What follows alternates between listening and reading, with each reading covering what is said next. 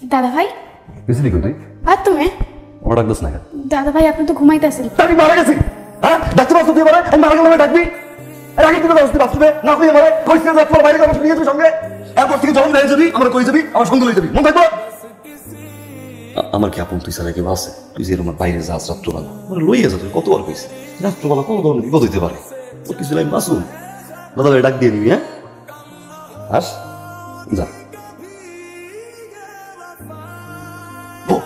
আপনি এমন অনেক সময় হলো 1.5 ঘন্টা হয়ে গেছে আমি এখানে খাড়া আছি। একটা মেয়ে মানুষ কোন আক্কেল জ্ঞান নেই। কি কও 1.5 ঘন্টা মুখের উপরে এমন মিশা কথা কোন আপনি কোন আপনার কথাই কোন না কইছে আরে এই অঙ্কটা তো তোমাকে আমি শিখাই নাই, তুমি নিজে নিজে করে ফেলছো। বাহ, ভেরি গুড ভেরি গুড। তুমি অনেক বড় হলো।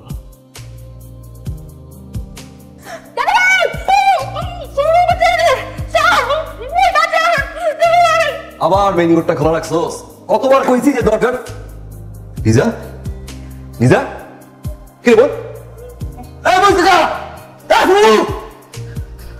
এই বল দেখা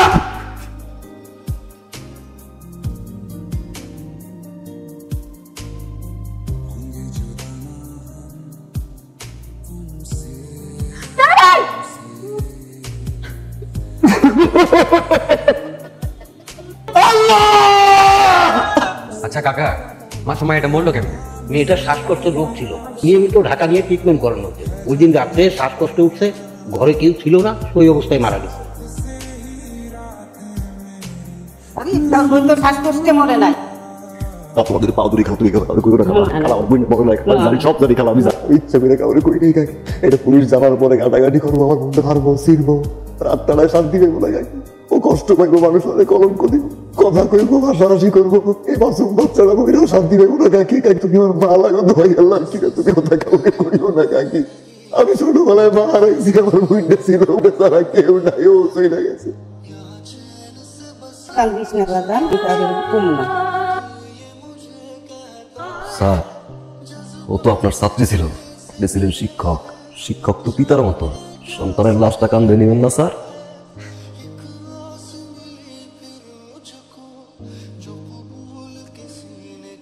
আপনার জন্য খাবার নিয়ে আসছি, খায় না। আমি খাইছি কে দিছে খাবার? দেওয়ানের মানুষ অভাব নাই বাড়ি যাও আমি বুঝতেছি আপনার মন অনেক খারাপ, কষ্ট।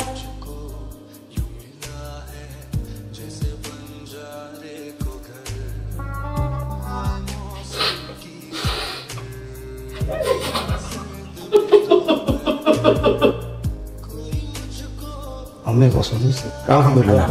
তাহলে এখন বিয়ের দিন তারিখ ঠিক তাহলে এই শুক্রবারের পরে শুক্রবার আমার কোনো অসুবিধা নেই, ঠিক আছে। তোরা তো পাত্রপক্ষ পছন্দ করছে, আগামী 20 তারিখ আমরা তোর বিয়ের ডেট ঠিক করছি। আপনার সাথে একটু জরুরি কথা আছে, একটু আসবেন? এত ঘুসুমুসু কি আমার দোকানে 1 মিনিট সময় দিয়েছো আমি ঘড়ি ধরে 1 মিনিট দিই 1 মিনিট যাবো শেষ করবো কাম আছে এমন করতেছেন কেন আপনি আমার সাথে? কত যোগাযোগ করার চেষ্টা করতেছি আপনার সঙ্গে, কোনো কথাবার্তা বলতেছেন না। এদিকে ভাইজান আমার বিয়া ঠিক করে ফেলাইছে, আমি কি করবো কিচ্ছু বুঝতেছি না। আপনি কিছু একটা আমার কিছু করার নাই কেন? আমি কিছু করতে পারবো না আপনি আমার ভালোবাসেন না? আপনি আজকেই ভাইজানের সাথে গিয়ে কথা বলবেন, আজকেই সবকিছু ফাইনাল করবেন। আপনি যদি কথা না কইছেন আমি কিছু জানি না, আমি কার সাথে সংসার করবো না, আমি কিন্তু ডিসাইড করবো। একদম কয়ে দিলাম আমি মইরা যাবো। তোমার ভাইজানের লয়ে গিয়ে আমি কথা বলবো? হ্যাঁ। আরে কি করতেছেন আপনি? কি করতেছেন? ছাড়েন, ছাড়েন, কি করতেছেন আপনি? মাস্টার সাহেব বাড়ি আছেন? বাড়ি আছেন মাস্টার সাহেব?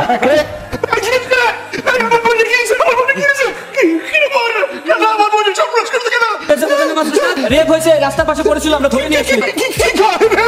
দাঁড়িয়ে আছে ডাক্তার কাছে যাবে, পুলিশের কাছে যাচ্ছে।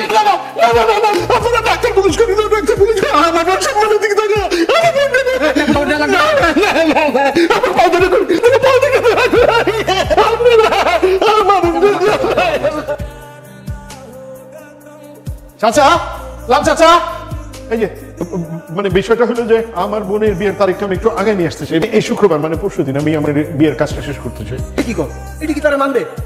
আপনার বোনের বিয়ে তো এই শুক্রবারের পরে শুক্রবার, আর এই শুক্রবার তো 2 দিন পরে, আর তারা কি এটা মাইনে নিবে?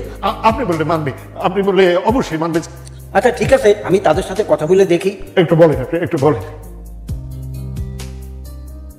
মেয়ের নাম? মিম ইসলাম। কাজী সাহেব এই বিয়ে বন্ধ করে। কেন বিয়ে বন্ধ কেন? কি বলতেছেন আপনি এগুলো? আপনারা প্রতারক, আপনারা জালিয়া। এই বিয়ে কোনো অবস্থাতেই হবে না। এই মেয়ের যে কিছুদিন আগে ধর্ষিত হয়েছে সেটাকে আপনারা বলছিলেন, এই বিয়ে কোনো অবস্থাতেই হবে না। কি বলতেছেন আপনারা? আমি স্বীকার করতেছি, আমার বোন যে ধর্ষিত হয়েছিল এটা আমি গোপন করছি, কিন্তু আমার বোনটা তো নির্দোষ। ওর মুখের দিকে চাই এই বিয়েটা আপনারা ক্যান্সেল করে দেন। এই বিয়ে হবে না। এই নামো, আসো। আপনি বিয়েটা ব্যাংকে দিন না, আপনি বিয়েটা ব্যাংকে দিলে ধর্ষণ হওয়ার পরে তো আমার বোনটা এমনি মিলে গেছে। আজকে বিয়েটা ব্যাংকে গেলে আমার বোনটা জানি বাঁচবে না। আপনি পা ধরতেছি, মায়ের ধরে এই বিয়ে করাবো না। আসো। আমরা যাই না। আল্লাহ, আমার বোনের কি হবে? আপনার বোনের জীবন নষ্ট হয় না। আপনি যদি চান আপনার বোনকে আমি এখনই বিয়ে করবো। সত্যি আমার বোনটাকে বিয়ে করবে? আর আপনি যদি চান এখন আমার বোনটার জীবন বাঁচাই না, আমার পরিবারের মানুষ শোধ বাঁচাই না, আমি তোমার এই ঋণ আমি কি দিয়ে শোধ করবো ভাই? আলহামদুলিল্লাহ। তোমার ভাইজান লাগে আমি কথা বলবো। আজকেই কথা কইবেন আজকে। তুমি কইছো তোমার যাওয়া যান, যদি তুমি সত্যি আমার ভালোবেসে থাকো তাহলে এই অবস্থায় আমি তোমার যা করবো তুমি তাই শোনো। সবাই জানবো তোমার একটা অঘটন করছে, তোমার যে বিয়ে ঠিক হয়েছে বিয়ে ভাঙবো। ওই সময় খাড়ার উপর আমি তোমার ভাইয়ের সঙ্গে দাঁড়াবো, বুকলে আমি তোমার বাইরে কোন করে বিয়ে হবো।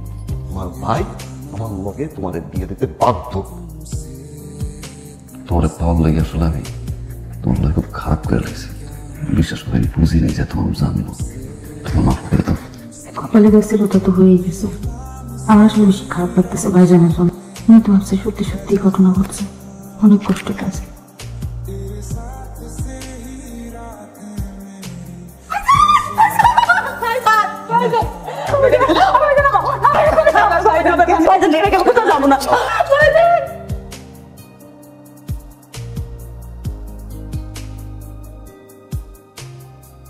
কি হয়েছে?